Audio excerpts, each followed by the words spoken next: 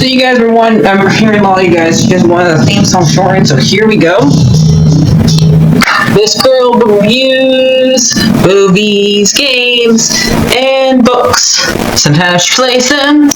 So does that, and when she does it with the cat, does that make her crazy? Does that make her crazy? Probably. So, it's shorter. There you go. Crazy Cat Lead or Martha Butler does not own any trailers or pictures.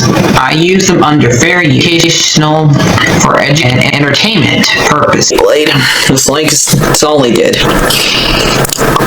Well, those years ago. See? No, I don't want to do any more of it. Hi everyone, Martha here. So, time for me to do the Looney Tunes Halloween special. And the two cartoons we picked for this one are a Bugs Bunny one and a Daffy Duck. And first one we're talking about is Birth of a Nation. Not the movie that is about, that is completely racist, not that one. This one's about Daffy wanting to find a place to survive during the winter, and he tricks a dog that a bone was poisonous, was obviously not, staying there, and he goes inside and we find out that there's a guy who's supposed to be a image of a Peter Lloyd, which is an old horror actor that they like to betray. We try to find a good picture of him that they like to use a lot of images in older cartoons. I think they used it a couple times, even SpongeBob. So if you were wondering who that was, I don't know if there's any movies that I actually know that I actually watched that he was ever in. He was in The Raven, 1963, 20 Leagues Under the Sea. Oh, I doubt he plays in Mad Love. He was in Mad Love, so that's an older movie. But I don't think he looks scary in 20 Leagues Under the Sea, because that one's not really a horror movie. Anyway, that's who they're doing a writ on time, and he's supposed to be like some type of scientist guy who wants a duck's wishbone. Daffy decides to try to kill him by throwing a bottle at him and bat at him, but the dog catches him to save his master, and then he thinks that the dog hit him with the bat, and he says, "Why would you hit me on the head?"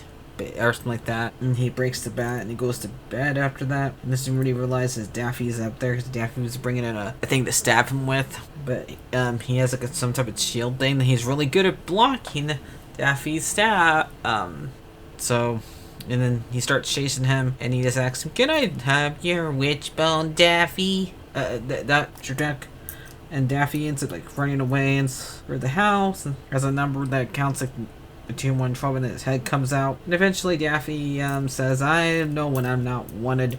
Ends up leaving, and he says, "Maybe I can use the dog wishbone." And the dog ends up leaving too. And when he goes to like the house next door, there's a goose there already having fooled somebody, and he gets it with his flying north. And then the dog goes with him, and then that's how that went. This one's fine. So let's find out who was in it and who directed it. I've never able to find pictures of all these guys, and if I pronounce it wrong, I apologize. Robert McKinson, the voice director. Story by Warren Forster, starring Mel Blanc, Stan Furberg. Music by Carl Sterling. Animated by Richard Folberg, Carl Delson, and I. Elson. Rob McCoster, and Ford, Kristen Off, Frank Jones, which I couldn't find a picture of that one, but the weird thing is when I was trying to look for a picture of that one, it was freaking Freddy from Scooby-Doo that turned up.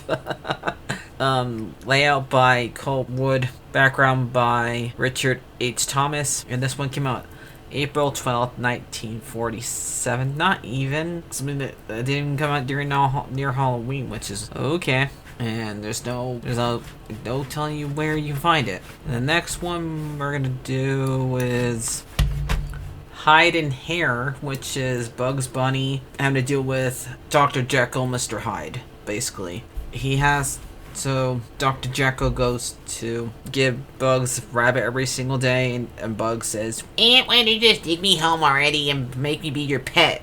And so he takes him home, and for some reason, Dr. Jekyll, even though he knows what this stuff does to him, has to drink it because he is conscious of what it does to him, but he still does it. And I do like the transformation that they leave.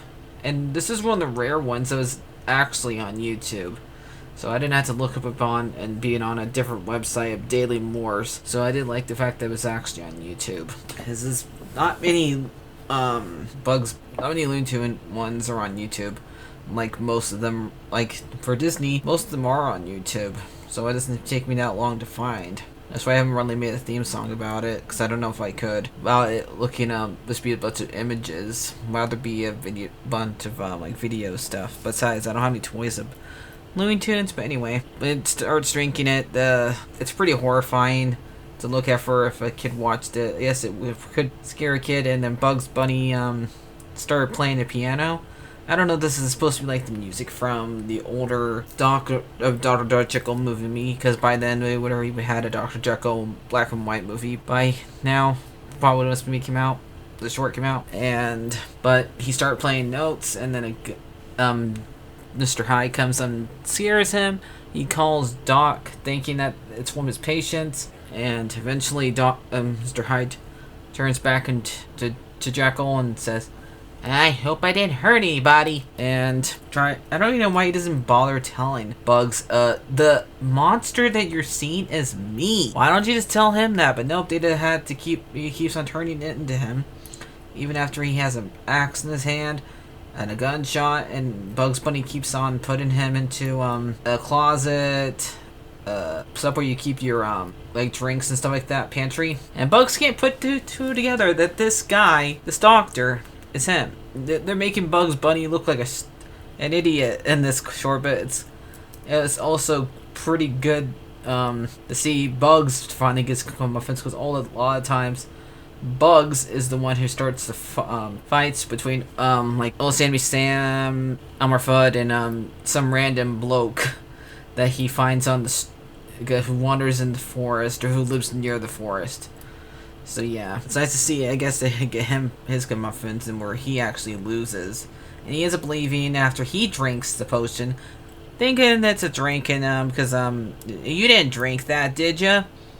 And Bugs says, "Well, have I ever had a nerve? How dare you accuse me of that? I'm going back to the forest, back to the park." And the ladies who were feeding the birds earlier, because they're showing people feeding the birds for some reason, and they end up getting scared by Bugs Bunny turning into a big, giant green rabbit. And for some reason, Bugs, unlike Hyde, still is conscious of what he's doing. Does that mean that Mr. Hyde is conscious of what he's doing to this side, but Dr. Jekyll does not care? I know in some of the stories Jekyll is actually worse than Hyde, but yeah, that's basically it. Both these shorts are fine. So let's see who made this one. Okay, this ain't the same page I had earlier, but I guess it'll work. So we have Finland doing direction, Edward Silford did uncredited producer, story by Warren Forrester, animated by Glow Hamster Guy, Vague Rose, Arthur Davis, Ted Borkwick, layout by Halper Pass, background by Erpy West, and unedited film editor Terry Brown, and additional music director clamped as Carl Sterling.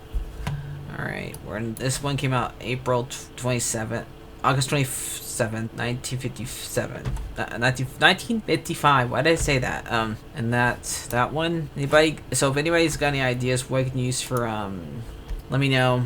Otherwise, I'll probably have to look it up for if I do another one this week. Because, as far as I know, Looney Tunes doesn't make that many. I know a few of them, so I might use those. But if anybody has any suggestions to use this year before November, I'm all ears, as long as it's like Halloween related.